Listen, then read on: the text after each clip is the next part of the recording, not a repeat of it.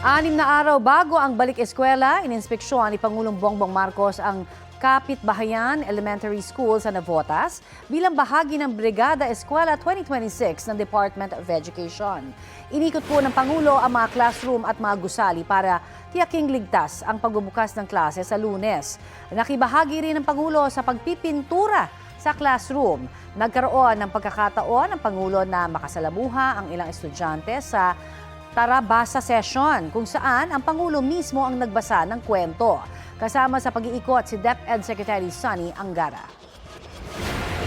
Nagtungo naman si Vice President Sara Duterte sa Diosdado P. Macapagal Elementary School sa Quezon City para makibahagi sa Brigada Eskwela.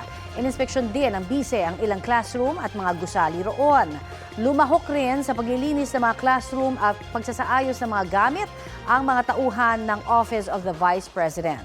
Nagtungo rin si Angara kahapon sa kick-off ng Brigada Eskwela sa Kabadbaran National High School sa Agusan del Norte.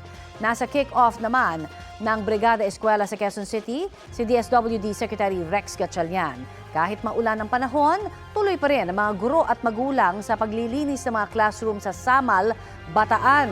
Nakiisa rin po sa Brigada Eskwela ang ilang grupo sa paglilinis ng mga classroom at paaralan sa Kasiguran, Aurora.